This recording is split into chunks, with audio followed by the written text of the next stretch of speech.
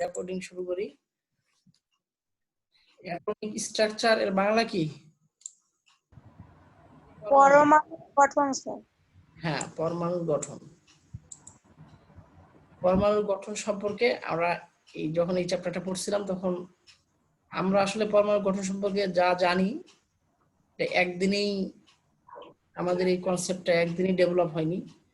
বিভিন্ন সায়েন্টিস্টের অক্লান্ত পরিশ্রমের মাধ্যমে আমরা আজকে যে অ্যাটম সম্পর্কে ধারণা পাইতেছি এটা একদিনই আমরা পেয়ে যাই নাই। তো অ্যাটম সম্পর্কে সর্বপ্রথম ধারণা দেন থমসন অ্যাটম মডেল, তারপরে রাদারফোর্ড অ্যাটম মডেল, বোরের অ্যাটম মডেল, তাই না? এই অ্যাটম মডেলগুলো নিয়ে আমরা গত ক্লাসে আলোচনা করছিলাম এবং এই অ্যাটম মডেলগুলো আলোচনা করার পরে আমরা ইলেকট্রন, প্রোটন, নিউট্রন, নিউক্লিয়াস এগুলো কে আবিষ্কার করছে, এদের সিম্বল কি, ভর কি, চার্জ কি এবং ফাইনালি এদের সাইজ অর্থাৎ রেডিয়াস কেমন এগুলো নিয়ে আলোচনা করছিলাম, মনে আছে?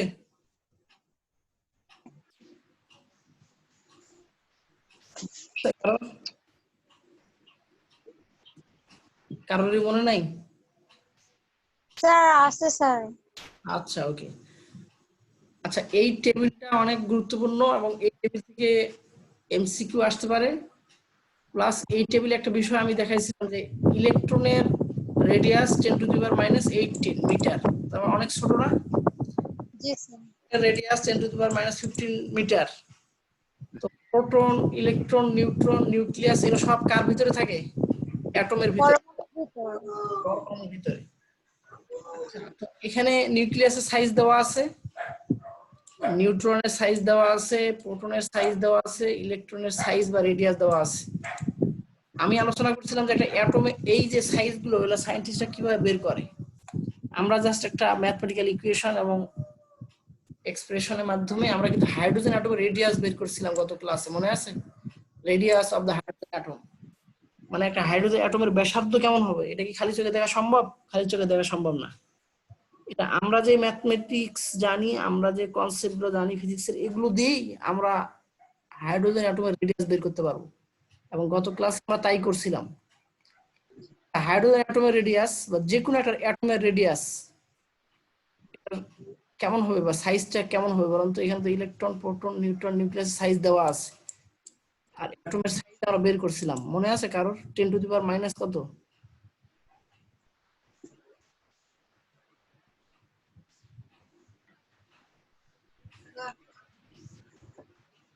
কারোর মনে আছে? স্যার মনে তো নেই। আচ্ছা, মনে যেহেতু নেই আমি গত ক্লাসের ভিডিওটা প্লে করি, তাহলে দেখতে পারবেন দিকে। স্যার এটা 10⁻10 হবে স্যার। হ্যাঁ, 10⁻10 মিটার, 0.53 × 10⁻10। গত ক্লাসে যে ভিডিও। জি স্যার, এটা দেখাইছিলেন স্যার।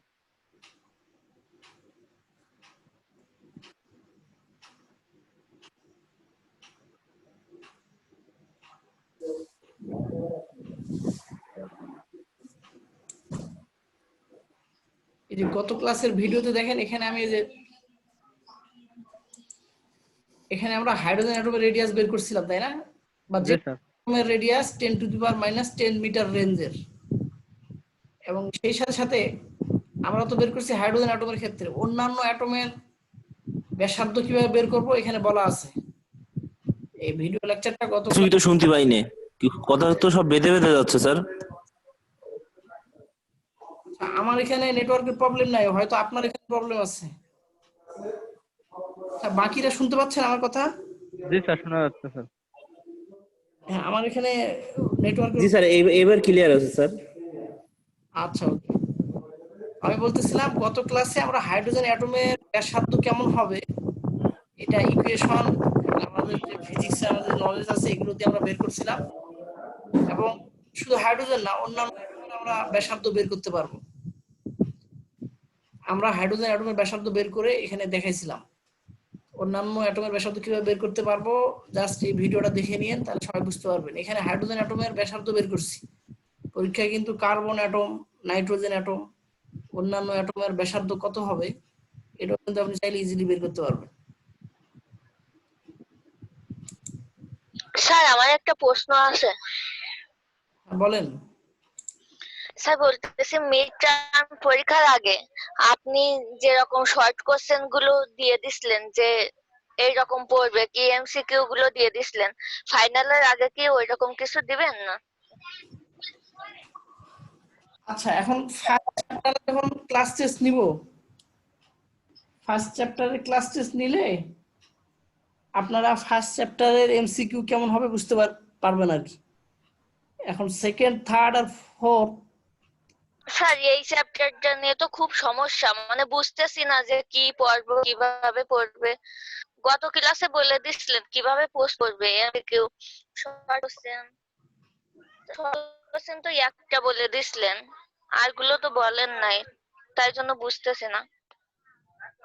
আচ্ছা এমসিকিউ কেমন হবে এটা আমি হয়তো বলবো না, কিন্তু শর্ট কোশ্চেন্স গুলো কেমন হবে, স্যাম্পল কিছু শর্ট কোশ্চেন্স আপনাদের আমি স্যার এমসিকিউ কি পিডিএফ এর ভিতর দিয়ে থাকবে?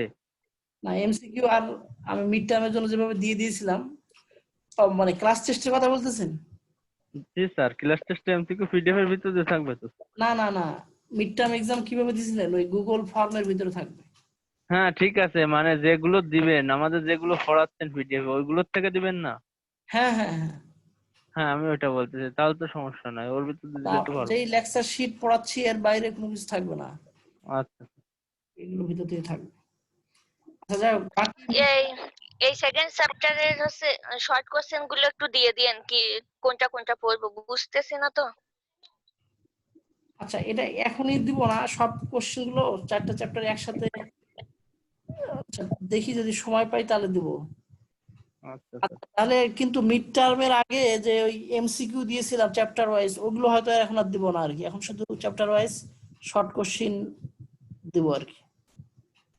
স্যার হ্যাঁ বলেন। ফাইনাল পরীক্ষার এখনো কত বাকি আছে? আচ্ছা গুরুত্বপূর্ণ একটা প্রশ্ন, যে ফাইনাল পরীক্ষার কতদিন বাকি আছে? জি স্যার। আজকে 16 তারিখ তাই না? জি স্যার। সামনে মাসের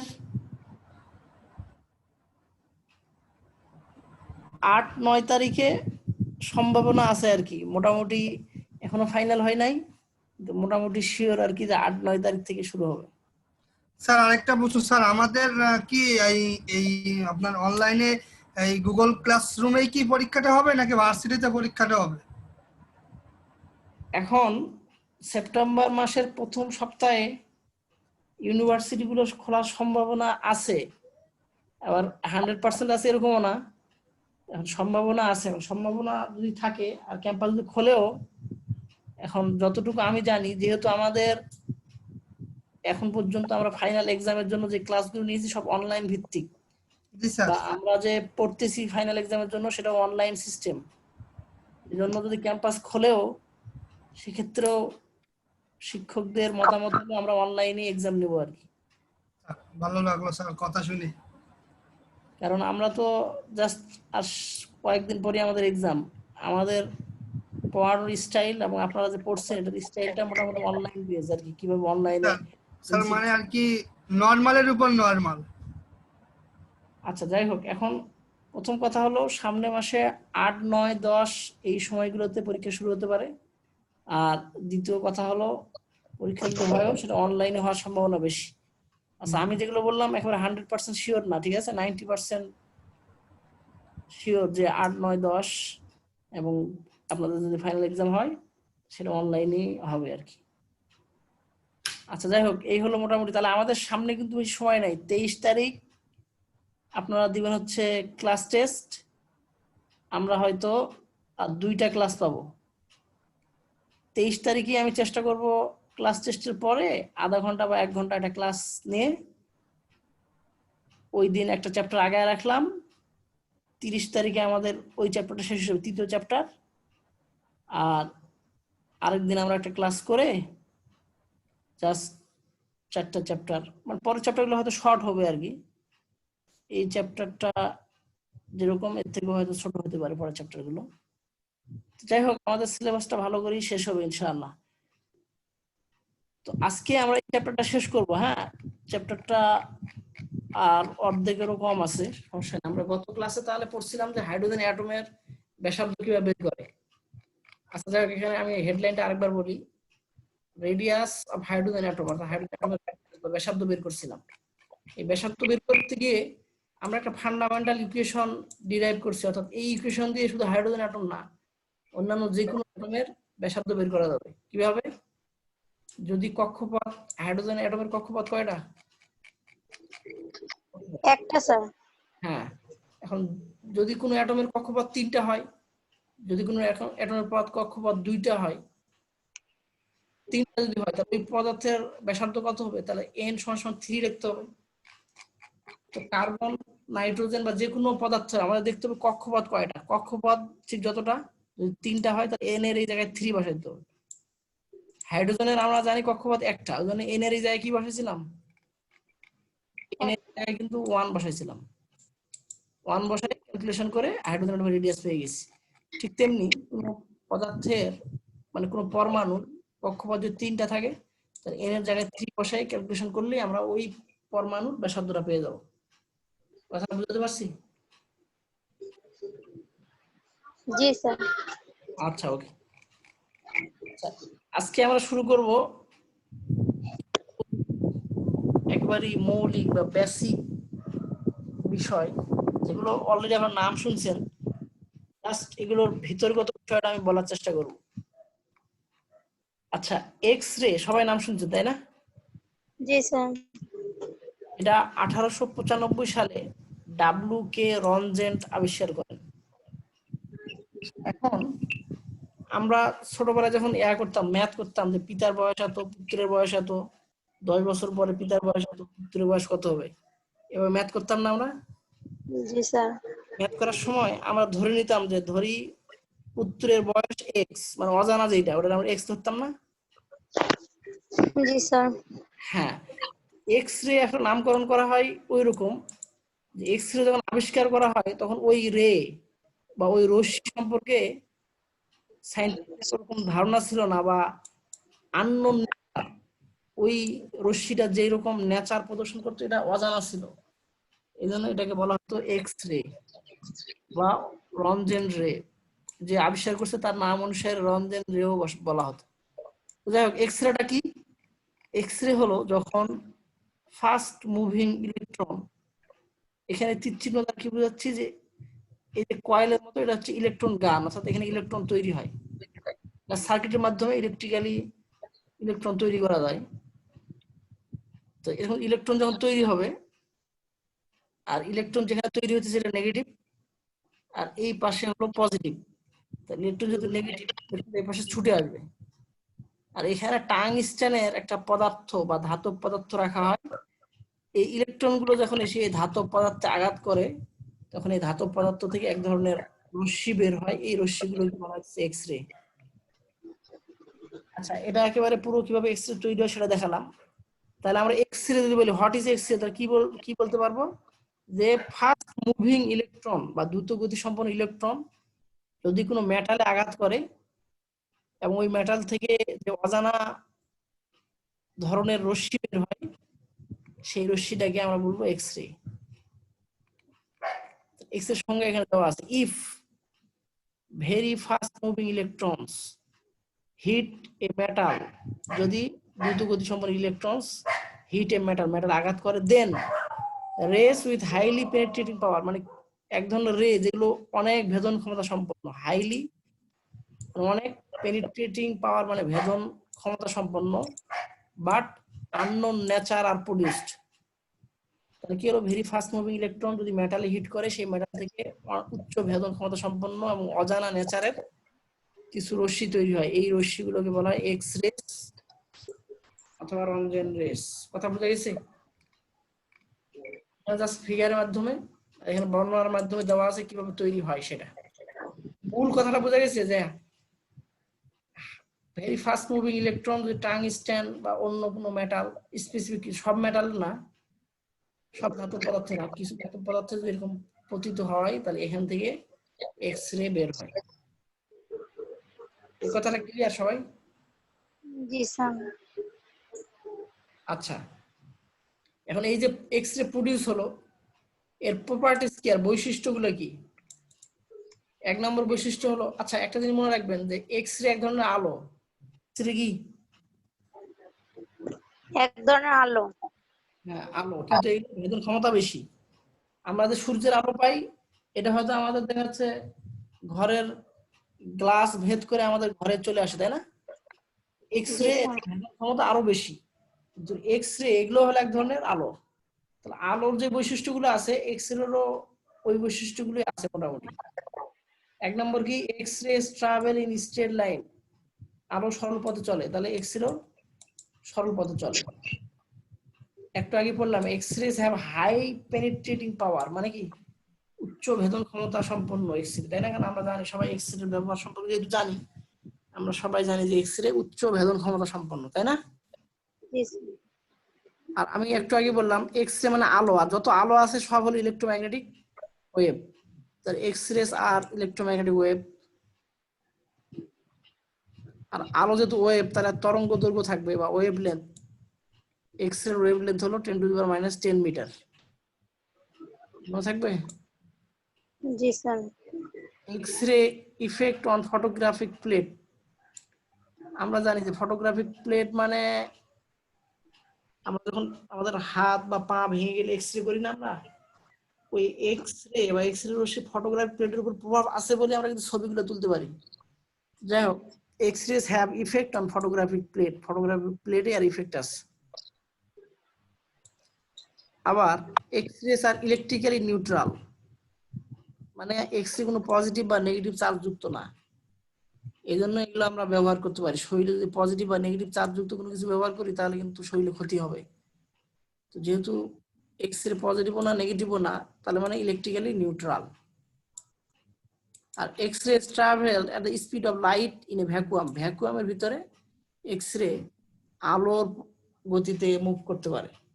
তো যাক, তাহলে এক্স রে প্রপার্টিস গুলো সবাই পারবেন না আশা করা যায়। পরীক্ষায় শর্ট কোশ্চেন হিসেবে 2টা বা 3টা write down 3 properties of x race, পারবেন না তখন লিখতে? 3টা বৈশিষ্ট্য লেখেন। জি স্যার। হ্যাঁ স্যার পারবো। আচ্ছা, এবার একটা মজার বিষয় হলো এক্স রে হয়তো আমরা মেশিনে তৈরি হয়, জাস্ট আমরা শুনছি বা কিভাবে ব্যবহার হয়, কিন্তু এর রিভার্স প্রসেস মানে আলো এসে যদি কোনো পদার্থে পড়ে, পদার্থ থেকে ইলেকট্রন নির্গত হয়। এই ঘটনাটা নাম কি এবং এটা আপনারা দেখছেন কিনা একটু বলবেন? কিন্তু সবার দেখার কথা, আলো এসে কোনো পদার্থে পড়লে সেই পদার্থ থেকে ইলেকট্রন নির্গত হওয়ার ঘটনাটাকে কি বলে?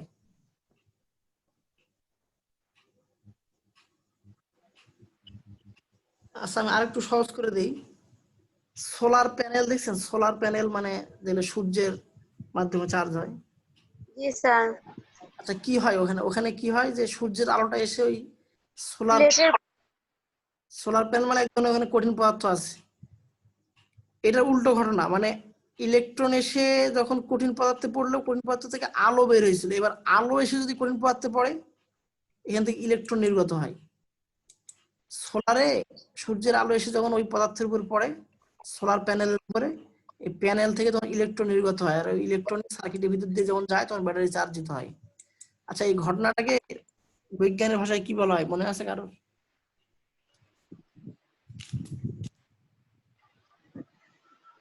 ফটো ইলেকট্রিক ইফেক্ট, নাম শুনছেন কখনো? জি স্যার। আলোক রশ্মিশন। আলোর তড়িৎ ক্রিয়া, অর্থাৎ আলোর মাধ্যমে তড়িৎ পাওয়ার যে বিষয়টা সেটাকে বলা হয় ফটো ইলেকট্রিক ইফেক্ট। আচ্ছা তাহলে আমি যদি বলি এক্স রে কাকে বলে, এক্স রে হলো ইলেকট্রন, অনেক গতি সম্পন্ন ইলেকট্রন যখন কোনো পদার্থে আঘাত করে পদার্থ থেকে আলোক রশ্মি নির্গত হয়, এই ঘটনাটাকে বা এই যে আলোক রশ্মিগুলো নির্গত হয় এটাকে আমরা বলবো এক্স রে। আর ফটো ইলেকট্রিক ইফেক্ট কাকে বলে, আলো এসে যদি কোনো পদার্থে পতিত হয় ওই পদার্থ থেকে যদি ইলেকট্রন নির্গত হয় তাহলে এই ঘটনাটাকে আমরা বলবো photo electric effect. Photo electric effect অনেক বিখ্যাত, আমরা যে আইনস্টাইন নাম শুনি না? নাম শুনছেন আইনস্টাইনের? জি স্যার। আচ্ছা আইনস্টাইন বেশ কিছু কারণে বিখ্যাত, তার মধ্যে একটা হলো আইনস্টাইন নোবেল প্রাইজ পাইছে এই জিনিসটা ব্যাখ্যা করার কারণে, যদিও এই ঘটনাটা তিনি আবিষ্কার করে নাই, অন্য সায়েন্টিস্ট আবিষ্কার করছে, কিন্তু এটার ব্যাখ্যাটা বা এর কারণটা কি সেটা ব্যাখ্যা করছে আইনস্টাইন 1905 সালে, আর নোবেল পাইছে 1924-25 সালের দিকে।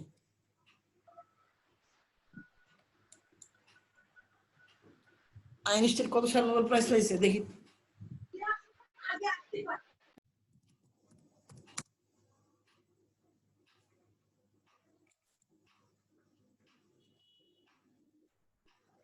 আচ্ছা, 1921 সালে আইনস্টাইন নোবেল প্রাইজ পাইছে, কিন্তু এটার ব্যাখ্যা করছে উনি কত সালে? 1905 সালে। কত সালে? এই ব্যাখ্যা করার 1905 সাল। হ্যাঁ, প্রায় কত বছর পরে নোবেল প্রাইজ পাইছে? 16 বছর। হ্যাঁ, অর্থাৎ ব্যাখ্যা করার 16 বছর পর নোবেল প্রাইজ পাইছে। কারণ আছে, কারণটা হলো উনি যে ব্যাখ্যা দিছে এই ব্যাখ্যাটা সায়েন্টিস্টরা তখন বিশ্বাস করছিল না। কেন? ওনার ব্যাখ্যাটা হলো আলো যেহেতু ধাক্কা দিয়ে, আচ্ছা তার ফটো ইলেকট্রিক ইফেক্টে কি ঘটলো? ফটো ইলেকট্রিক ইফেক্টে, আচ্ছা ফটো ইলেকট্রিক ইফেক্টের ঘটনাটা এখানে এখানে লক্ষ্য করেন।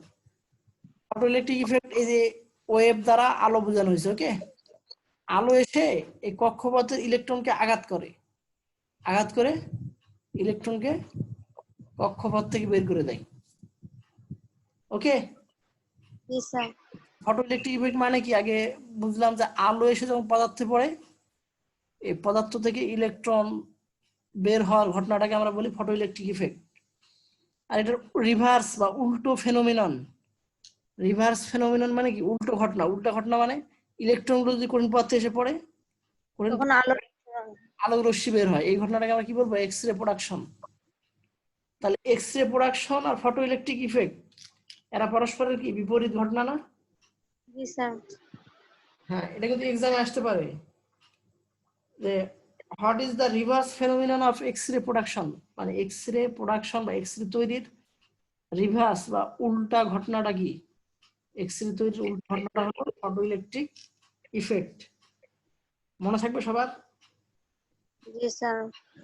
আচ্ছা, এখন এখানে মজার বিষয় হলো ইলেকট্রন এক ধরনের পার্টিকেল বা কণা, তাই না? এখন আলো, আলো হলো এক ধরনের তরঙ্গ। আইনস্টাইন 1905 সালে এসে ব্যাখ্যা করলো না, আলো অনেকগুলো কণার সমন্বয়ে গঠিত বা আলোর কণা ধর্ম আছে। কারণ কি? যেহেতু সে কণাকে ধাক্কা দিয়ে বের করছে, তাহলে সেও কণা। কারণ পার্টিকেল না হলে আরেক পার্টিকেলকে ধাক্কা দিতে পারবে না। কথাটা বুঝতে পারছেন? একটা জি স্যার। একটা টেনিস বল আরেকটা টেনিস বলের আঘাত করে, দেন না আরেকটা টেনিস বল এক জায়গা থেকে আরেক জায়গায় চলে যাবে, তাই না? জি স্যার। এই পার্টিকেল কক্ষপথ থেকে বের হয়ে গেল, তাহলে অবশ্যই আলো অনেকগুলো কণার সমন্বয়ে গঠিত। তখনই সায়েন্টিস্টরা এটা বিশ্বাস করতো না যে আলোর ভিতরে আবার কিসের কণা। আলো এক ধরনের তরঙ্গ। এই আলোর কণা তত্ত্ব, এটা কি বলা হয়? Quantum theory. আর এভাবেই কোয়ান্টাম মেকানিক্স আবিষ্কার হয়। কোয়ান্টাম মেকানিক্স বা কোয়ান্টাম ফিজিক্স শুনছেন নাম? আচ্ছা যাই হোক, কোয়ান্টাম ফিজিক্স নাম শুনছেন না? জি স্যার। আচ্ছা, তাহলে আমরা এক্স রে কাকে বলে এবং এক্স রে কিভাবে প্রোডাকশন করা হয় এখানে ফিগারের মাধ্যমে দেখলাম। এক্স রে বৈশিষ্ট্য পড়লাম। ফটো ইলেকট্রিক ইফেক্ট 1905 সালে এটা ব্যাখ্যা করা হয়েছে, আইনস্টাইন ব্যাখ্যা করছে, এবং এটা কিভাবে কি হয় এখানে জাস্ট একটু ফিগারের মাধ্যমে আরো ডিটেইলস একটু বলা আছে। তাহলে আমরা জাস্ট এখানে এই কথাটা মনে রাখবো যে এক্স রে এর বিপরীত ঘটনাটা হলো ফটো ইলেকট্রিক ইফেক্ট। আচ্ছা, এবার আরেকটা নাম দেখেন, কম্পটন ইফেক্ট। এই নামগুলো কখনো শুনছেন? Compton effect? আচ্ছা, না শোনারই কথা। আচ্ছা, কম্পটন ইফেক্ট আর ফটো ইলেকট্রিক ইফেক্ট জাস্ট আলাদা কিছু, একই আর কি। আচ্ছা, ফটো ইলেকট্রিক ইফেক্টে আলোগুলো, যে আলোটা আসে, আলোটা এসে ভিতরের কক্ষপথে ইলেকট্রনকে কক্ষপথ থেকে বের করে। এখানে ফিগারে দেখেন এই বাইরের কক্ষপথ না ভিতরের কক্ষপথ ইলেকট্রনকে বের করছে না? জি স্যার। হ্যাঁ, তাহলে কি বললাম, 1 নম্বর পার্থক্য যে ফটো ইলেকট্রিক ইফেক্ট হলো, ফটো ইলেকট্রিক ইফেক্টে আলোটা এসে পরমাণুর ভিতরে কক্ষপথের ইলেকট্রনকে কক্ষপথ থেকে বের করে, আর কম্পটন ইফেক্টে কি করে, আলোটা এসে বাইরের তুলনামূলক বাইরের কক্ষপথের ইলেকট্রনগুলোকে বের করে। আচ্ছা, কম্পটন ইফেক্ট আর photo electric effect same, just তফাৎগুলো আমি বলতেছি, তফাৎগুলো একটু পরে টেবিলের মাধ্যমে দেওয়া আছে। ফটো ইলেকট্রিক ইফেক্ট এবং কম্পটন ইফেক্টের তফাৎটা কি? তাহলে কি বললাম, এই যে কম্পটন ইফেক্টে কি হয়েছে, শেষের কক্ষপথে ইলেকট্রনকে নক করে বের করছে, এটা হলো কম্পটন ইফেক্ট। আর ফটো ইলেকট্রিক ইফেক্ট কি? ভেতরের ইলেকট্রনকে বের করে দেয়। হ্যাঁ, তুলনামূলক ভিতরের কক্ষপথের ইলেকট্রনগুলোকে কক্ষপথ থেকে বের করে দেয়। আরেকটা বিষয় হলো, যেহেতু ভিতরে কক্ষপথের ইলেকট্রনগুলোর এনার্জি মানে যেহেতু নিউক্লিয়াসের কাছাকাছি, এজন্য এগুলোকে বের করতে বেশি এনার্জি দরকার হয়। মানে ইলেকট্রন আর প্রোটন বা ইলেকট্রন আর নিউক্লিয়াসের কাছাকাছি হওয়ার কারণে এদের ভিতরে যে বন্ধন শক্তি বা এদেরকে বের করতে যে শক্তি লাগবে, শেষ কক্ষপথের ইলেকট্রনকে বের করতে অত শক্তি লাগবে না। বুঝা গেছে? জি তো স্যার। ফটো ইলেকট্রিক ইফেক্ট হয় কি, যে আলোটা আসে, আলোটার পুরো এনার্জিটাই ব্যয় হয় ওই ইলেকট্রনকে কক্ষপথ থেকে বের করতে। আর কম্পটন ইফেক্টে পুরো এনার্জিটা ব্যয় হয় না, এনার্জির একটা অংশ বের হওয়া কাজে লাগে, একটা অংশ দিয়ে এনার্জির মানে এই যে আলো আছে, এর শক্তি আছে না, জি স্যার। শক্তিটা ধরলাম 50 জুল। এখন এই 50 জুলের 25 জুল, 30 জুল বা 30 জুল লেগে যায় হচ্ছে ইলেকট্রনকে কক্ষপথ থেকে বের করতে, আর বাকি অংশটা ওটা আলো হিসেবে আবার শক্তি হিসেবে রেডিয়েট হয়। তাহলে ফটো ইলেকট্রিক ইফেক্টে ইলেকট্রন নকড আউট করার পরে কোনো আলো বা রেডিয়েশন পাওয়া যায় না, কিন্তু কম্পটন ইফেক্টে কি ইলেকট্রনকে নকড আউট করার পরেও আবার এক ধরনের আলো পাওয়া যায়। কথাটা বুঝা গেছে? জি স্যার। আচ্ছা, তাহলে এই ফটো ইলেকট্রিক ইফেক্ট আর কম্পটন ইফেক্টের এখানে দেখেন পার্থক্যটা দেখেন। ফোটন বা আলো, ফোটন কে বলা হয়, আলোকে বলা হয়। Photon is total amount of energy to a single electron, আর ফটো ইলেকট্রিক ইফেক্ট কি হয়, পুরো এনার্জিটাই ওই একটা ইলেকট্রনকে দিয়ে দেয় আলোটা। কম্পটন ইফেক্টে কি হয়, দা ফোটন বা ওই আলোটা transfer part of its energy, তার এনার্জি একটা অংশ ওই সিঙ্গেল ইলেকট্রনকে সে দান করে। আর কি হয়, photon disappears after the interaction, মানে ইন্টারাকশন বা সংঘর্ষের পরে ফোটন বা কোনো আলো আর দেখা যায় না, কিন্তু কম্পটন ইফেক্টে সংঘর্ষের পরে ফোটন বা আলো দেখা যায়। আর ফটো ইলেকট্রিক ইফেক্টে বলা হয় লো এনার্জি ফেনোমেনন, আর এটাকে মিড এনার্জি ফেনোমেনন। জাস্ট এই দুটো পার্থক্য পড়লে হচ্ছে, বা এই দুটো পার্থক্য মনে রাখবেন যে ফোটন বা আলোটা একটা টোটাল অ্যামাউন্ট অফ এনার্জি দিয়ে দেয় ফটো ইলেকট্রিক ইফেক্টে, আর কম্পটন ইফেক্টে জাস্ট এনার্জির একটা অংশ বের হয় নক আউট করতে, আর একটা অংশ বের হয়, আর একটা অংশ আলো হিসেবে নির্গত হয়। কথাটা বোঝা গেছে? জি স্যার। আচ্ছা, আমরা এখন এই চ্যাপ্টারে একেবারে শেষ টপিক আছে, সমস্যা নাই। এই টপিকটা পড়ার পরে আমাদের এই চ্যাপ্টারটা শেষ হবে আর কি। আচ্ছা, একটা বিষয় হলো, আমরা তাহলে এতক্ষণ কি দেখলাম, একটা কনসেপ্ট অন্তত পাইলাম যে আলো কণাকে ধাক্কা দিতে পারে, তাই না? জি স্যার। যেহেতু ইলেকট্রনকে ধাক্কা দিয়ে সে কক্ষপথ থেকে বের করে দিচ্ছে, তাহলে আলো কণাকে ধাক্কা দিতে পারে, এটা আমরা অন্তত বুঝতে পারলাম। বাট এই কনসেপ্টটা আমাদের একটু প্রথম হইলেও এই কনসেপ্টটা সম্পর্কে আমরা জানলাম। তো এখানে বলা হচ্ছে যে কোনো লাইট বা যে কোনো আলো। আচ্ছা, আরেকটা বিষয় বলি, এই যে ব্যাখ্যা, এটা 1905 সালে এই ব্যাখ্যাটা দেওয়া হয়েছে। এর আগ পর্যন্ত আলো এটাকে তরঙ্গ বিবেচনা করা হতো। কি বিবেচনা করা হতো? তরঙ্গ। আলো এক ধরনের তরঙ্গ, আমরা সবাই শুনছি না? জি স্যার।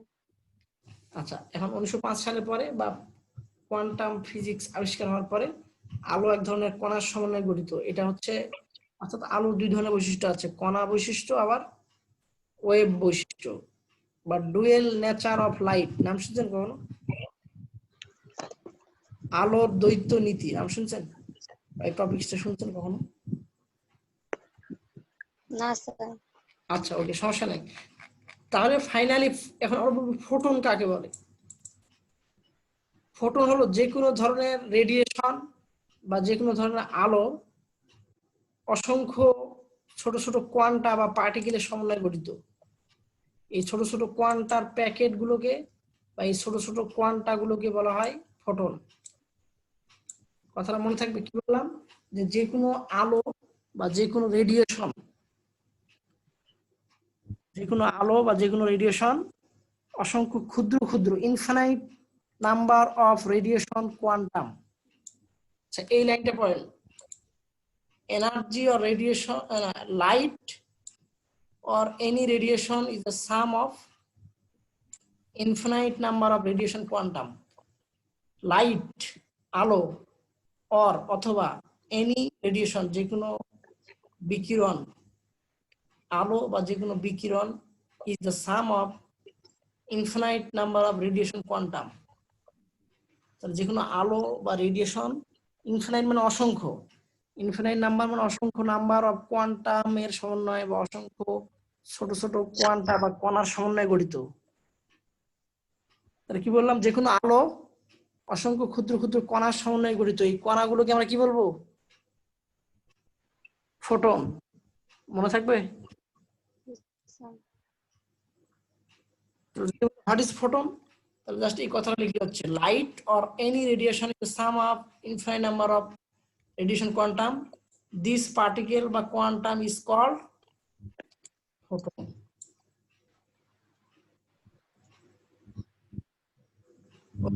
ফোটনের বৈশিষ্ট্য কি, অর্থাৎ আলোর ভিতরে ওই যে কণাগুলো আছে এগুলোর বৈশিষ্ট্যটা কি হবে?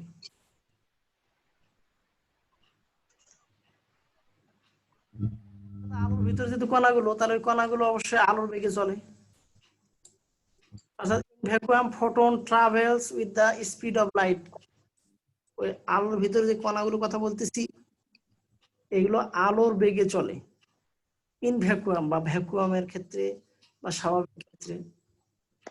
আর ওই কণাগুলোর স্থির অবস্থায় কোনো অস্তিত্ব নাই, অর্থাৎ the rest mass of photon is zero. অর্থাৎ ফোটনের শূন্য অবস্থায় বা রেস্ট অবস্থায় ফোটনের কোনো অস্তিত্ব নাই বা ভর নাই।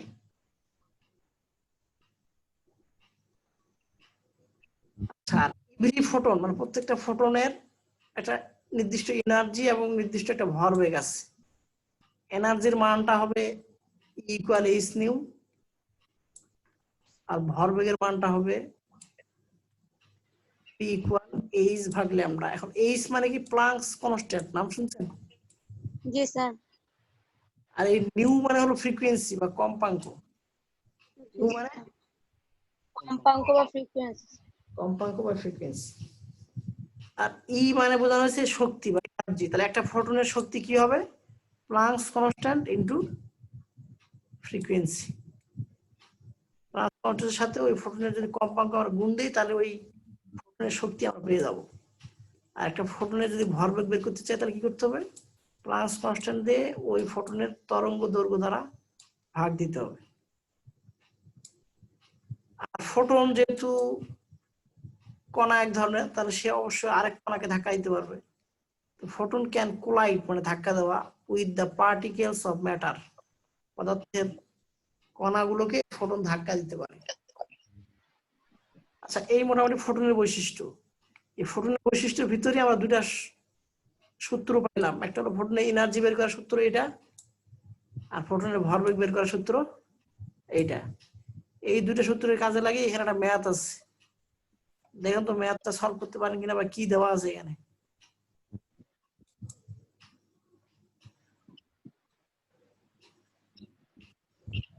আগে ম্যাথটা পড়েন, তারপরে আমি বলতেছি কিভাবে সলিউশন করবেন বা সলিউশনটা এখানে করে দেওয়া আছে।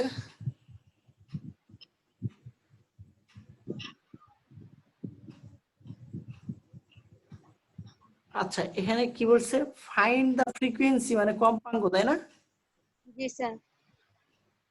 আর ওয়েভলেন্থ মানে ওয়েভলেন্থ কি দ্বারা প্রকাশ করা? এই ল্যামডা দ্বারা।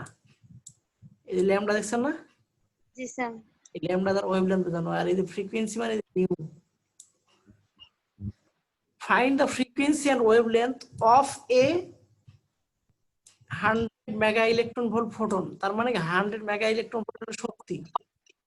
জি আচ্ছা, স্যার। এত শক্তির একটা ফোটনের আপনি কম্পাঙ্ক বের করবেন আর ওয়েভলেন্থ বের করবেন। আচ্ছা, তাহলে দেওয়া আছে কি? দেওয়া আছে ই এর মান বের করতে হবে, কি ফ্রিকোয়েন্সি এবং তরঙ্গ দৈর্ঘ্য। আচ্ছা, আমরা জানি E equal H new, new সমান সমান E by H. E by এনার্জির মান হলো এটা, আর প্লাঙ্কসের কনস্ট্যান্টের মান হলো এটা। এখন এই এনার্জি যে দেওয়া আছে এটা মেগা ইলেকট্রন ভোল্টে দেওয়া আছে। মেগা ইলেকট্রন ভোল্ট কিন্তু এসআই ইউনিট না, এসআই ইউনিট হলো জুল। তাহলে মেগা ইলেকট্রন ভোল্টকে আগে ইলেকট্রন ভোল্ট বানালাম, আবার ইলেকট্রন ভোল্ট থেকে আমরা জুল বানালাম। কিভাবে বুঝতে পারছেন? মেগা ইলেকট্রন ভোল্ট থেকে কিভাবে জুল বানালাম? না বুঝতে পারলে বলেন, আমি বুঝাই দিচ্ছি। বুঝতে পারছেন? জি স্যার। আচ্ছা, এখানে কিন্তু বলা নাই যে ফোটন এনার্জি, জাস্ট এত মেগা ইলেকট্রন ভোল্ট ফোটন বললে আপনি বুঝে নেবেন যে আপনি এটা শক্তি বলছে। ওকে, শক্তিটা মেগা ইলেকট্রন ভোল্ট আছে। মেগা ইলেকট্রন ভোল্ট হলো এসআই একক না, অন্য একক। তাই এটা আমরা এসআই এককে বানাতে চাই, তাকে মেগা বাইটকে বাইট করতে হবে। তো মেগা ইলেকট্রন ভোল্টকে যদি ইলেকট্রন ভোল্ট বানাতে যায় তাহলে 10⁶ দ্বারা গুণ করতে হলো। এবার ইলেকট্রন ভোল্ট, একটা ইলেকট্রনের চার্জ দিয়ে যদি গুণ করি তাহলে আমরা আবার শক্তিটা জুলে। আচ্ছা, তার ই এর মান যদি জানা থাকে, আর প্লাঙ্কসের কনস্ট্যান্টের মান কি, এগুলো সব প্লাঙ্কসের কনস্ট্যান্ট মানে এই কনস্ট্যান্ট মানগুলো স্থির, মানে নির্দিষ্ট আর কি। 6.63 × 10⁻34। যেমন পাই এক ধরনের কনস্ট্যান্ট, পাই এর নির্দিষ্ট মান আছে না? জি স্যার। এগুলোর সি মানে আলোর বেগ, সি সমান সমান 3 × 10⁸ মিটার/সেকেন্ড। আচ্ছা, যাই হোক, তাহলে নিউ এর মানটা বের করে ফেললাম। নিউ মানে কি? ফ্রিকোয়েন্সি বের হয়ে গেল। এবার আমরা তরঙ্গ দৈর্ঘ্য বের করবো, ওয়েভলেন্থ। আচ্ছা, ভি ইকুয়াল এফ ল্যামডা, মনে আছে কারোর এই সূত্রটা? জি স্যার। ভি মানে কি বোঝানো হয়? বেগ, তাই না? জি স্যার। আচ্ছা, এই ইকুয়েশনটা আলোর ক্ষেত্রে আলোর বেগ হলো C. V equal F lambda যেমন লিখি, এফ মানে কি? কম্পাঙ্ক। আর আলোর ক্ষেত্রে বেগের জায়গায় ভি এর পরিবর্তে লিখি সি, আর কম্পাঙ্ক এফ ও লেখা যায়, আবার কি লেখা যায়? নিউ ও লেখা যায়। ভি ইকুয়াল এফ ল্যামডা যে ইকুয়েশনটা, ওটা এভাবেও লেখা যায় যে সি ইকুয়াল নিউ ল্যামডা। কথা বুঝা গেছে? জি স্যার। যেহেতু ফোটন কিসের বেগে চলে? আলোর বেগে চলে। তাহলে সি মানে হলো আলোর বেগ, নিউ মানে কম্পাঙ্ক, আর ল্যামডা মানে তরঙ্গ দৈর্ঘ্য। এখন দেখেন, এই ইকুয়েশন থেকে আমরা কিন্তু নিউ এর মান পাইলাম, আর সি এর মান আমাদের জানা আছে। সি মানে আলোর বেগ আমরা জানি না? জি স্যার। এর মান জানা থাকে, তাহলে এখানে জাস্ট সি আর নিউ এর মান যদি জানা থাকে, ল্যামডার মান কিন্তু আমরা বের করতে পারবো।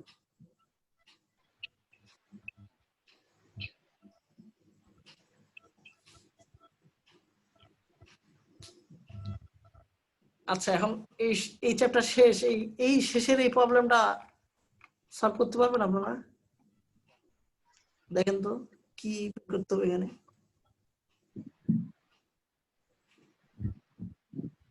স্যার এখানে তরঙ্গ দৈর্ঘ্যটা শুধু দেওয়া আছে।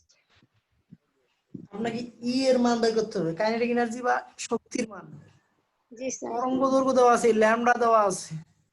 জি স্যার। ল্যামডা থেকে ল্যামডা দেওয়া আছে, সি এর মান জানি আমরা। তাহলে ল্যামডা সি জানা থাকে, তাহলে এখান থেকে নিউ পাবো। জি স্যার। নিউ পাইলে এই নিউ যখন আবার এই এখানে বসাবো, নিউ এর মান ইকুয়াল জানা, নিউ এর মান জানা, আর এইচ এর মান কিন্তু আমরা জানি, তখন কিন্তু আমরা ই এর মান বের করতে পারবো। জি স্যার।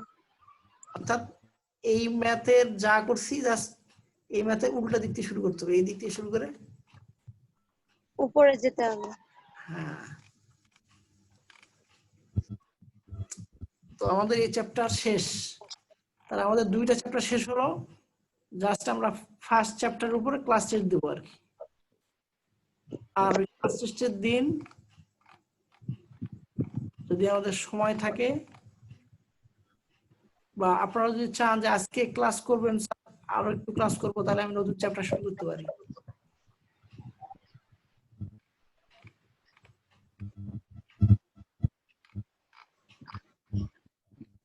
নতুন চ্যাপ্টার শুরু করবো না এই স্যার চ্যাপ্টারে? আমাদের মোট কয়টা চ্যাপ্টার? 4টা। 4টা। আমাদের কি লাইট আছে নাকি স্যার?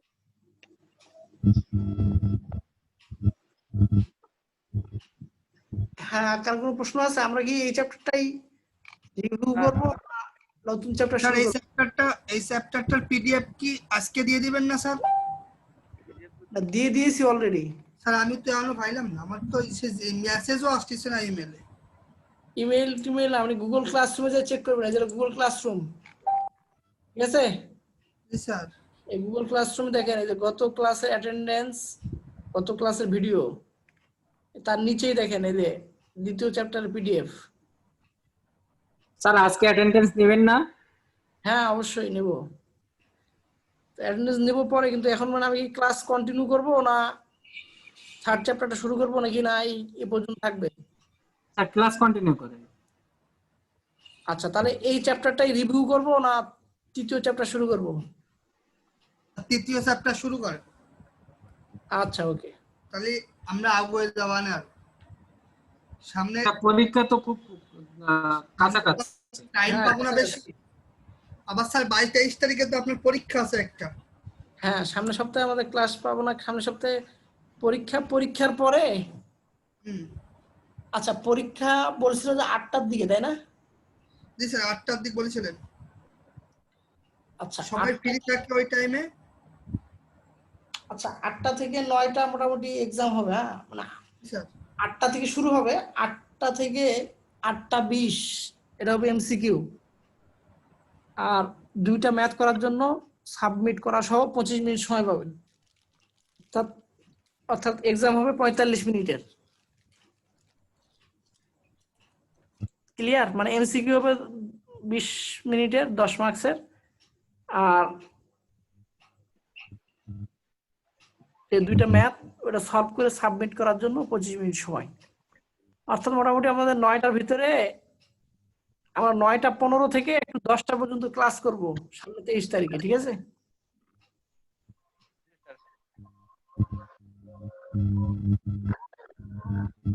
আজকে তৃতীয় চ্যাপ্টারটা শুরু করি।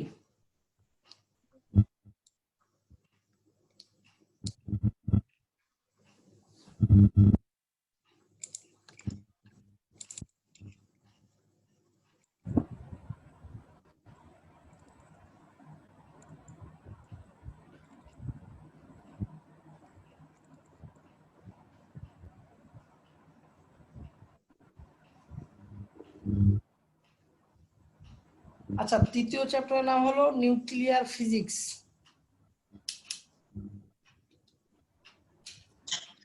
নিউক্লিয়াস শুনছেন না নাম? নিউক্লিয়াস মানে কি? একটা অ্যাটমের ভিতরে কি থাকে?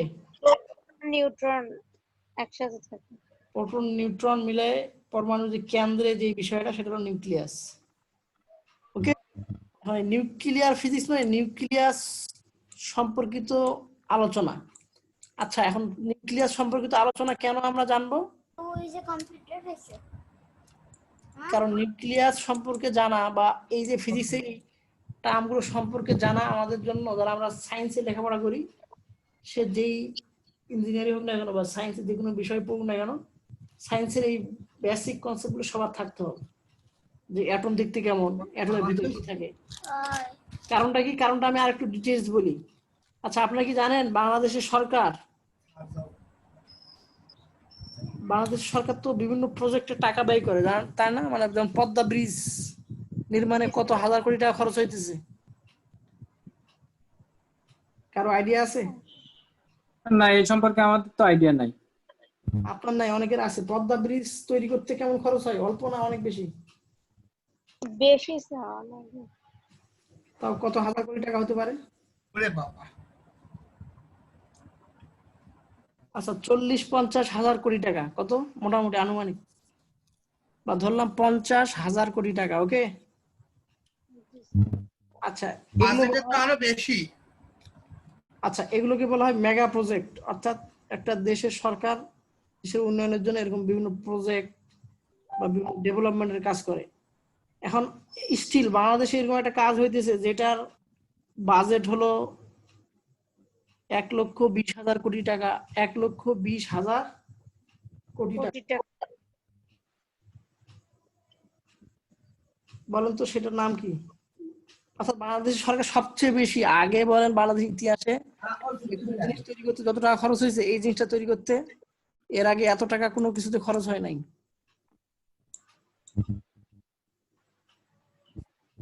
জানেন সেটা কি?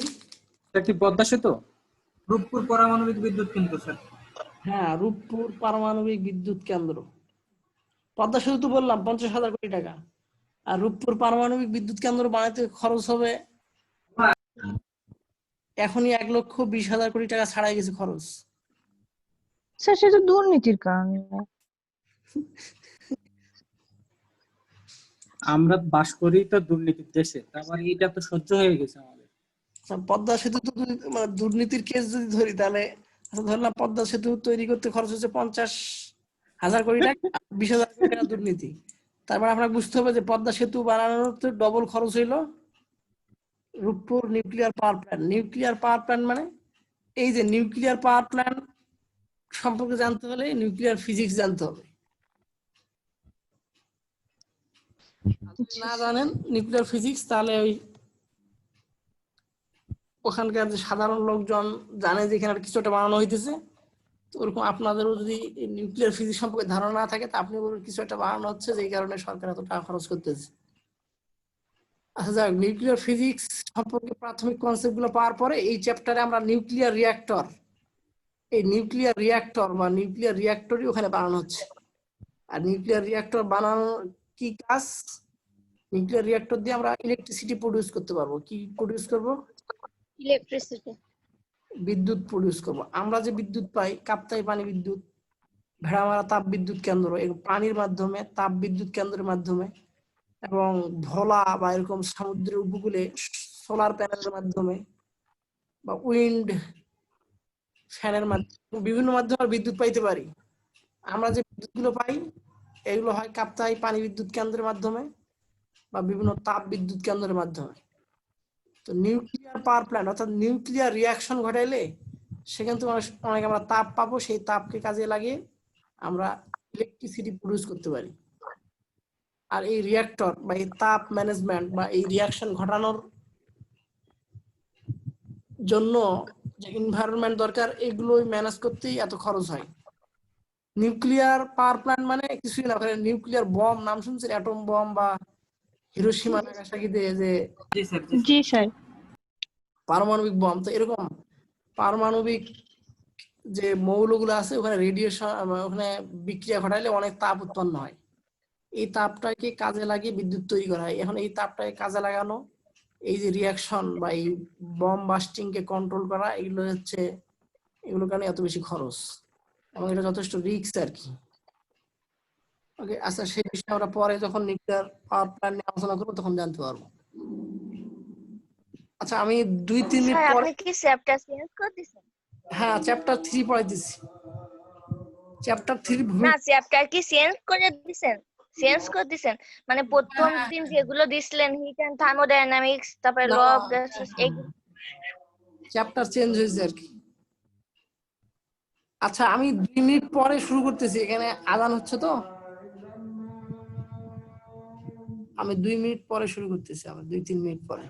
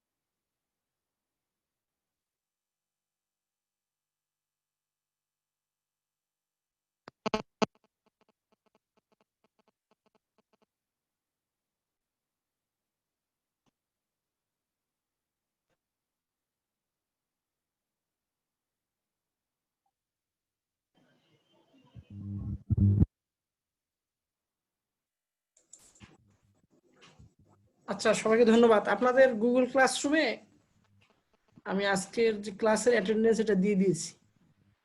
তো আমি আর 10 থেকে 15 মিনিট ক্লাস নেব, এরপরে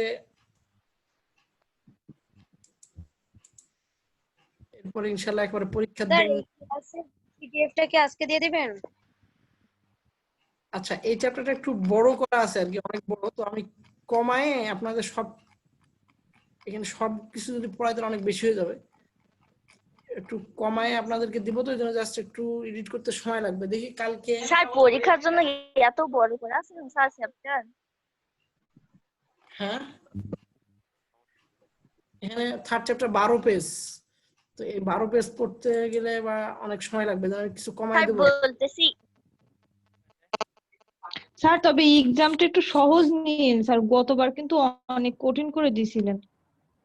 তাই? জি স্যার। স্যার স্যার প্রথম ভাবিছি স্যার আপনার পরীক্ষাটা খুবই সহজ হবে, লাস্টে যে ধরা খেয়ে গেছে আপনার পরীক্ষাটাই সবচেয়ে কঠিন হয়েছে। আপনার তো একটা ম্যাথ আপডেট হয়েছিল না মনে হয়? জি স্যার, আমার তো প্রবলেম হয়েছিল। আচ্ছা স্যার এক্সামের জন্য এত বড় বড় চ্যাপ্টার পড়াচ্ছেন? আচ্ছা, একজন অভিযোগ করলো যে স্যার অনেক কঠিন হয়ে গেছে। দেখেন তো 25, 26, 27 ম্যাক্সিমামেরই 25, 26, 27 না? তো 30-এর ভিতরে 25, 26, 27 কি কঠিন নাকি, মানে খারাপ নাকি, তাই বলছি। আমার তো মেলা কম স্যার স্যার। তারা তো ব্রিলিয়ান্ট স্টুডেন্ট, বুঝতে হবে স্যার। তারা মনে করেন মঙ্গল গ্রহের থেকে কোন একটা প্রশ্ন আইনে ফেলাবেন, দেখবেন যে তারা লিখে দিছে। আচ্ছা, না স্বাভাবিক আপনি মনে হয় একটু কম লেখাপড়া করছেন হয়তো। আচ্ছা, আপনি চেষ্টা করেন, পারবেন আর কি। কারণ এখানে দেখেন ম্যাক্সিমামেরই 25, 26, 27, 25, 25, 26, 26, 25, 29, 25, 27। অর্থাৎ সবাই ভালো করার সম্ভাবনা আছে। হ্যাঁ, এখন ফাইনালে ভালো করেন, বেশি কঠিন নেওয়া হয় নাই পরীক্ষা। আচ্ছা, যাই হোক তাহলে। স্যার আমার একটা প্রশ্ন ছিল স্যার। হ্যাঁ বলেন। স্যার আমরা তো সিএসসি এর স্টুডেন্ট স্যার, আমরা নিউক্লিয়ার ফিজিক্স পড়ে আমাদের লাভটা কি স্যার? হ্যাঁ, বা এই যে আমাদের এটা কোথায় কাজে লাগতে পারে? আচ্ছা, হ্যাঁ, এই যে এই প্রশ্নটাই জাস্ট এই প্রশ্নের উত্তর দেওয়ার জন্য আমি কিন্তু প্রথমে ভূমিকা বললাম। আচ্ছা, ভূমিকাটা কেন বললাম? স্যার আমার কাছে বিষয়টা ক্লিয়ার না স্যার। আচ্ছা আচ্ছা, ওকে। এখন মনে করেন একটা রিক্সা চালায়, সেও জানে যে সরকার একটা কিছু একটা বানাচ্ছে। জি স্যার। আপনি মনে করেন ইঞ্জিনিয়ার মানে কি, সায়েন্সের জিনিসগুলোর বেসিক জিনিসগুলো সম্পর্কে আপনার নলেজ থাকতে হবে। এখন আপনার মনে করেন এই নিউক্লিয়ার পাওয়ার প্ল্যান্টে কিন্তু সিএসসি এর ছেলেরাও জব করে। অর্থাৎ কন্ট্রোল, মনে করেন এই যে নিউক্লিয়ার রিঅ্যাকশনটা হবে, রিঅ্যাকশনটা কন্ট্রোল কিভাবে হবে? সফটওয়্যারের মাধ্যমে। এখানে তার হাত দিয়ে আপনি কন্ট্রোল করতে পারবেন না। এখন আপনি যদি নিউক্লিয়ার রিঅ্যাকশনটাই না জানেন, কন্ট্রোলের প্রশ্ন তো পড়ে। কথা বুঝতে পারছি? জি স্যার, জি স্যার। এই নিউক্লিয়ার রিঅ্যাকশনটা কন্ট্রোল করবেন প্রোগ্রামিং করে। আপনারা মনে করেন একটা রোবট বানান বা যাই বানান, বা একটা ফরমেশন বা সিস্টেমটা কিভাবে কাজ করবে, কিভাবে কোন সুইচ চাপলে রিঅ্যাকশনটা রান হবে, কোনটা চাপলে রিঅ্যাকশনটা বন্ধ হবে। এখন রিঅ্যাকশন সম্পর্কে যার ধারণা নাই, সে রান করবে কিভাবে, আর পুশ করবে কিভাবে, আর প্লে করবে কিভাবে। জি স্যার, জি স্যার, ক্লিয়ার স্যার।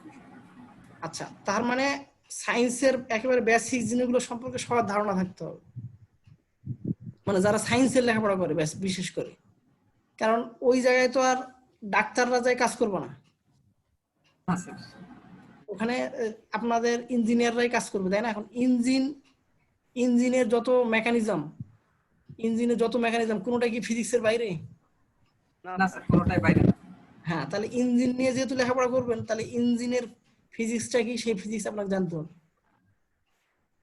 বা ইঞ্জিনের পিছনে বিজ্ঞানের কোন যুক্তি লুকায় আছে, বা ইঞ্জিনগুলো কিভাবে কাজ করে, বা কোন থিওরিতে রান করে, বা ইঞ্জিনটা দ্বারা কি বোঝানো হইতেছে, এই ইঞ্জিন সম্পর্কে জানতে গিয়েই সায়েন্সের মৌলিক বিষয়গুলো আপনাদের জানতে হবে। কথাটা ক্লিয়ার? জি স্যার। আবার প্রথম দিন আমি একটা উদাহরণে বলছিলাম, আচ্ছা সিএসসি মানে শুধু কম্পিউটারের আর ল্যাপটপের প্রোগ্রামিং না, এই যে কম্পিউটার পর্দার দিকে তাকাই আছেন, এখানে আলোর ব্যাপার স্যাপার আছে, তাই না? জি স্যার। আলোর তীব্রতা, আলোর ব্রাইটনেস। এখন আলো সম্পর্কে জানতে গেলে আপনাকে ফিজিক্স পড়তে হবে। তাহলে তো আপনি ব্রাইটনেস কমানো বাড়ানো সেটা তো পরের কথা, আলো সম্পর্কে যদি না জানেন বা কি করলে আলোর ব্রাইটনেসটা কমবে এই তথ্যগুলো যদি আপনি না জানেন, তাহলে প্রোগ্রামিং করার সময় আলো কমানো বাড়ানো সাপোজ আপনি একটা প্রোগ্রামিং করবেন, আলো কিভাবে কমে কিভাবে বাড়ে এই প্রাথমিক নলেজগুলো আপনার জানতে হবে। অর্থাৎ আলো সম্পর্কে ফান্ডামেন্টাল জ্ঞানগুলো আপনাকে জানতে হবে। কি বুঝাতে পারছি? অর্থাৎ কিছু জিনিস আছে প্র্যাকটিক্যালি কাজে লাগবে, কিছু জিনিস আছে থিওরিটিক্যালি কাজে লাগবে, কিছু জিনিস আছে আপনার কনসেপ্ট জানতে হবে। কথা বুঝাতে পারছি? সব যে একেবারে আপনার সরাসরি কাজে লাগবে এরকম না, কিছু কনসেপ্ট কাজে লাগবে, কিছু নলেজ বা বিভিন্ন নলেজ বিভিন্ন জায়গায় কাজে লাগবে। আর সর্বোপরি এগুলো সায়েন্সের একেবারে মৌলিক বিষয়, আর সায়েন্সের মৌলিক বিষয়গুলো অবশ্যই জানতে হবে। কারণ আপনি যে কোনো ইঞ্জিন বা যে কোনো ইঞ্জিনিয়ার হন না কেন, সায়েন্সের মৌলিক বিষয়গুলো অবশ্যই জানার দরকার সবার। এই জন্য ফিজিক্স, কেমিস্ট্রি, ম্যাথ, আপনি যেখানেই ইঞ্জিনিয়ার হন না কেন, যে ইঞ্জিনিয়ারই হন না কেন, এই কনসেপ্টগুলো সবাইকে পড়ানো হয়।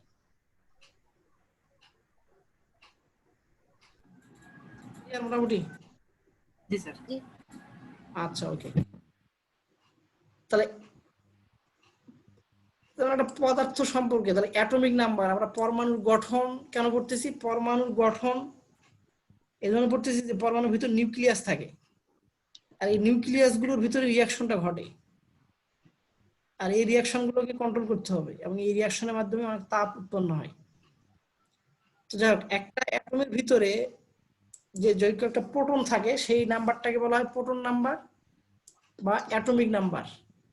তাহলে একটা অ্যাটমের অ্যাটমিক নাম্বার কাকে বলা হয়? যে একটা অ্যাটমে যতটা প্রোটন থাকবে ওই প্রোটন নাম্বারটাকে বলা হয় অ্যাটমিক নাম্বার। আর স্বাভাবিক ক্ষেত্রে একটা অ্যাটমে যতটা প্রোটন থাকে ঠিক ততটা ইলেকট্রন থাকে। কথাটা বুঝা গেছে? জি স্যার। তাহলে যদি বলি হাইড্রোজেনের অ্যাটমিক নাম্বার কত, তাহলে কি বলবেন? 1। হ্যাঁ। যদি বলি হিলিয়ামের অ্যাটমিক নাম্বার 2, 2 স্যার। আর এই অ্যাটমিক নাম্বারের উপর বেস করেই পিরিয়ডিক টেবিল সাজানো হয়, পর্যায় সারণীতে যে সাজানো হয় একটা পর একটা আছে অ্যাটমিক নাম্বার উপর বেস করে 1 2 3 4, এই অ্যাটমিক নাম্বার উপর বেস করে পর্যায় সারণী সাজানো হয়। তাহলে অ্যাটমিক নাম্বার কি বুঝলাম? তাহলে যটা প্রোটন থাকবে একটা অ্যাটমের ভিতরে সেটা তাহলে অ্যাটমিক নাম্বার। মাস নাম্বার বা ভর নাম্বার, অ্যাটমিক মাস নাম্বার বা সরাসরি মাস নাম্বার বললে আমরা কি বুঝবো? যে প্রোটনের সংখ্যা এবং নিউট্রনের সংখ্যার যোগফলকে বলা হয় কোন একটা অ্যাটমের ভর সংখ্যা। বুঝা গেছে? জি স্যার। আচ্ছা, এবার এখানে দেখেন তিনটা টপিক আছে: আইসোটোপ, আইসোবার, আইসোটোন। এটা আমরা নাম শুনছেন এর আগে কখনো? জি স্যার। তাহলে তো অনেক সহজ হবে। কিছু কিছু অ্যাটম আছে যাদের পারমাণবিক সংখ্যা বা প্রোটন সংখ্যা সেম, কিন্তু ভর সংখ্যা ভিন্ন। যাদের প্রোটন সংখ্যা সেম কিন্তু ভর সংখ্যা ভিন্ন, এই পরমাণুগুলো পরস্পরকে বলা হয় একে অপরের আইসোটোপ। যেমন অক্সিজেন, এখানে প্রোটন সংখ্যা 8, সব অক্সিজেনের প্রোটন সংখ্যা কিন্তু 8, কিন্তু এখানে দেখেন ভর 18, এখানে 17। অর্থাৎ এই বাম পাশে যে 8 লিখলাম এটা তার প্রোটন সংখ্যা বোঝানো হয়েছে, আর উপরে যে লিখলাম এটা ভর সংখ্যা বোঝানো হয়েছে। অনেক সময় এই নিচেও লেখা হয়, প্রোটন সংখ্যাটা লেফট সাইড নিচে আর ভর সংখ্যাটা উপরে লেখা হয়। বুঝাতে পারছি বিষয়টা? একটা পরমাণুর প্রোটন সংখ্যাটা তার বাম পাশে নিচে লেখা হয়, আর ভর সংখ্যাটা তার বাম পাশে উপরে লেখা হয়। অনেক সময় ডান পাশে উপরেও লেখা হয়, সমস্যা নেই। তার মানে বুঝতে পারছেন এখানে 92 আর 238 মানেটা কি?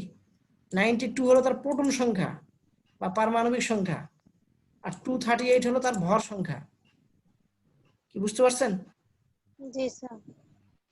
এই যে ইউরেনিয়াম, এই ইউরেনিয়ামকেই নিউক্লিয়ার পাওয়ার প্ল্যান্টে ব্যবহার করা হয়।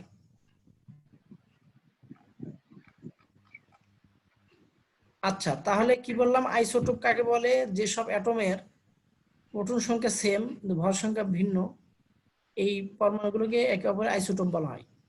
আর আইসোবার কাকে বলা হয়? যে ভর সংখ্যা 1, নাইট্রোজেন এখানে ভর 16, অক্সিজেন ভর হলো 16, কিন্তু প্রোটন সংখ্যা আলাদা, ভর সেম তো আইসোবার, এরা পরস্পর আইসোবার।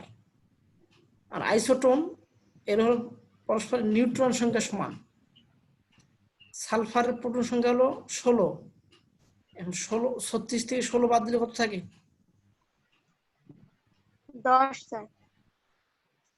না, 36 থেকে 16 বাদ দিলে 20, স্যার 20 স্যার। 20, অর্থাৎ এই সালফার 36 এর ভিতরে 20 নিউট্রনস। ক্লোরিনের প্রোটন সংখ্যা কত? 17। 37 থেকে 17 বাদ দিলে কি বাড়বে? নিউট্রন সংখ্যা বাড়বে। তো ক্লোরিন এই সবারই হচ্ছে প্রোটন, নিউট্রন সংখ্যা হলো 20। এজন্য এদেরকে পরস্পর বলা হয় আইসোটোন।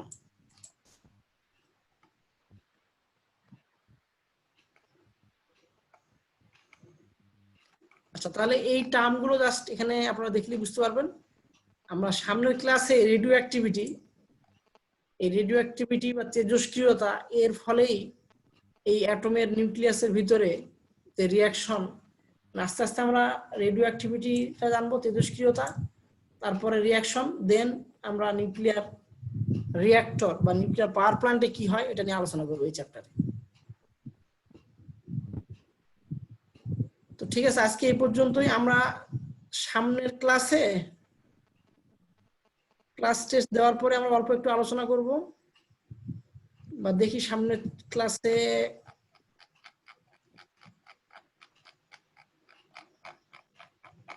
সামনের ক্লাস টেস্টের দিন আর আমরা আগে যে একটা ক্লাস পাই তাহলে আমাদের এই চ্যাপ্টার। স্যার এই চ্যাপ্টারেও ম্যাথ আছে?